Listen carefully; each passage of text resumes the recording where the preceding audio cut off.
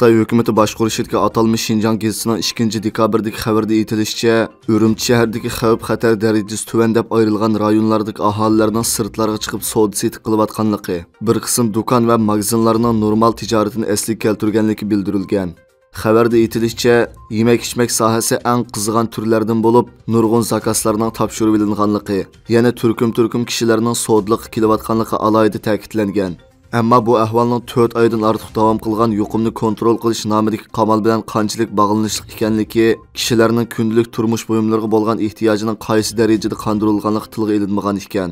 Xitoy hukumati navbatda virus yuqumining tuvanlayotganligini ta'kidlash bilan birga, Sharq Turkistonda yangidan bayqalgan virus yuqumdorining 7 nafar ekanligini, alomatsiz yuqumdorlar sonining 533 ekanligini e'lon qilgan. Kishilarning alohida diqqatini qo'zg'aydigani bu vaqtdagi xabarlarda mayli savdoga chiqqan aholi bo'lsin yoki do'kondorlar bo'lsin, ularning birdek Xitoy ekanligi aytilgan. 4 oydan ortiq davom qilgan qamalda eng ig'ir qurbonliklarni bergan Uyg'urlar haqida hech narsa tilga ilinmagan. Xitoy hukumatining xabarlarida tilga ilinmagan Uyg'urlarning ahvoli ijtimoiy taratqularda jonliq aks etgan.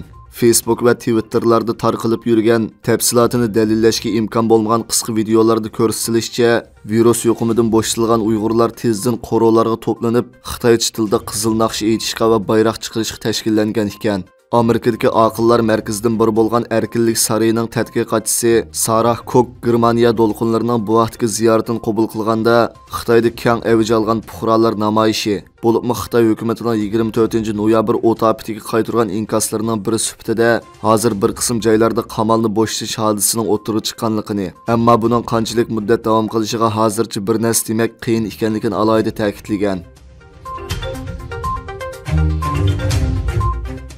Erkin Asiya radiosining xabar qilishicha, Avstraliya pul muomala ishlariga baho jurnalida 6 dekabr e'lon qilingan Max Mission imzosidagi obzorda aytilishicha, 2021-yil Xitoy hukumati Sharq Turkistondagi kishilik huquq dafsanchiligini inkor qiluvchilar hamda mushu mazmundagi materiallarni torlarda e'lon qiluvchilarga 620 ming Amerika dollari pul to'lagan ekan. Obzorda aytilishicha, Xitoyning Birlik Sap bo'limiga aloqador bo'lgan bir shirkat 2021-yil iyul oyida atalmış Şinjan Uyg'ur avtonom rayonlik hukumatning TikTok munbiridagi bir tashviqot faoliyati uchunla 64 ming Amerika dollarlik bir to'xtamni imzolashga muvaffaq bo'lgan. Bu mablag'ning badiliga mazkur shirkat Xitoy Kompartiyasining parlaq Şinjan siyosati uchun qisqa filmlarni va bayonlarni ishlab torlarda tarqatgan.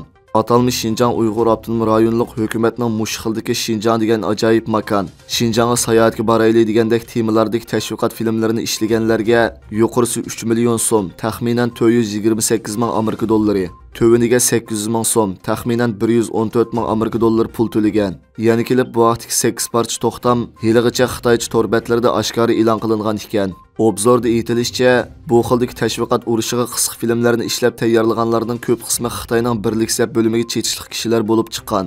Bu filmlardagi Xitoycha yondashma tekstlarni inglizchaga tarjima qilishga qatnashgan tarjimonlar bu vaqtda so'z qilib, to'xtam materiallaridan qaraganda bu ishlarga yolg'iz Xitoy hukumati emas, ya'ni Birlik Sap bo'limi va soxta sistemasi aktiv qatnashganligini, bu ahvol Xi Jinping davrida mislsiz yuqori pallaga chiqqanligini bildirgan.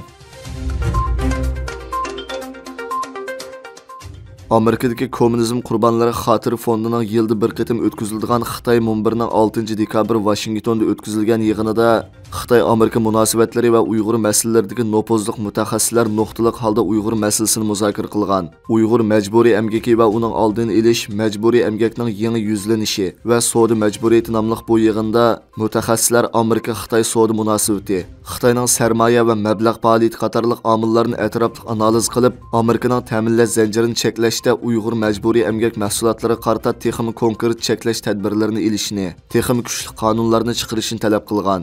Ba'zi mutaxassislarning qarashicha, Uyg'ur majburiy emgakining oldini olish qonuni Uyg'ur majburiy emgak mahsulotlarining Amerikaga kirishini cheklashda yetarli ijro qilinmagan ekan. Bu yig'in Amerika bu yil iyul oyidan boshlab Sharq Turkistonga chetishlik barliq mahsulotlarni cheklagan. Lekin shundaqdimi Xitoy Uyg'urlarni namoratlikdan qutqarish nomida majburiy emgak programmasini texnik kengaytib, majburiy emgak chetishlik sohalarini texnik cho'nqurlashtirgan ham kengaytgan. Majburiy emgak mahsulotlarining davomli Amerika bozoriga kirib atganligi qayd qilinayotgan bir vaqtda o'tkazildi. Yig'inda mutaxassislar Uyg'ur majburiy emgakining oldini olish qonunini ijro qilishda yo'l qo'yilgan tadbirlar buning Amerika Xitoy ta'minlash zanjiriga qanday ta'sir ko'rsatganligi, bu qonun Uyg'ur eliga chetishlik mahsulotlarining import qilinishini unumli cheklayalamdi yoki Xitoy korxonalari bu cheklashdan halqib o'tyotamdi degan masalalarga bo'lgan qarashlarini o'ttirib qo'ygan.